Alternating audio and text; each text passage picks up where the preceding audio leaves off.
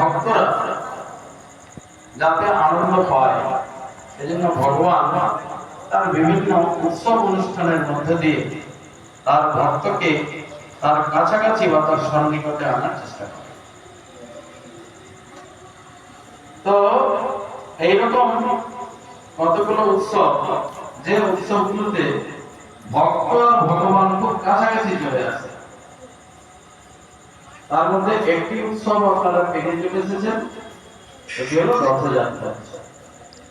রথযাত্রাতে জগন্নাথ বলদেব তারা তাদের মন্দির রত্নবেদী পরিত্যাগ করে রথের উপরে অবস্থান করে এবং সেখান থেকে আপামর জনগণ অর্থাৎ আচণ্ডাল সমস্ত ধর্ম এবং বর্ণের মানুষকে কৃপা দৃষ্টি দান করে।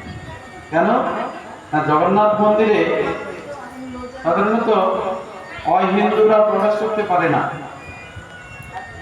সেই জন্য ভগবানের তো সকলেই সন্তান, হিন্দু, মুসলমান, খ্রিস্টান, চন্ডাল, জবন সবাই হচ্ছে ভগবানের সন্তান।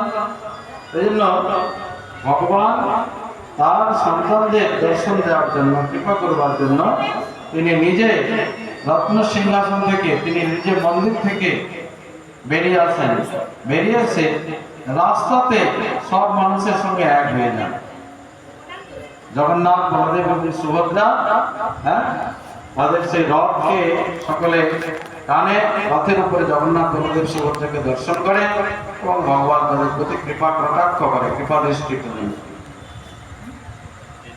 কিন্তু সকলে তো রথযাত্রা অ্যাটেন্ড করতে পারে না, অনেক অনেক অসুবিধা থেকে যায়। অনেক বয়স্ক লোক তারা রথযাত্রা যেতে পারে, তাহলে তারা কি কৃপা পাবে না? তাদের কৃপা করবার জন্য দ্বিতীয়বার ভগবান তার সিংহাসন থেকে, তার মন্দির থেকে নেমে আসে। তা হচ্ছে ঝুলন যাত্রা।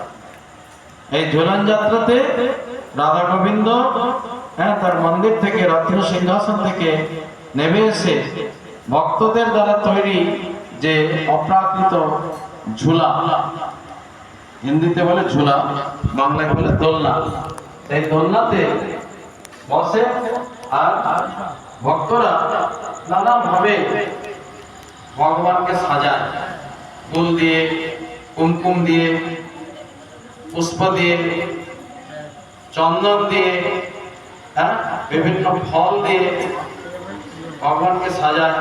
শুধু তাই নয়, ভগবানের যে ঝুলা বা দোলনা সেটাকেও খুব সুন্দর ভাবে তারা সাজায়।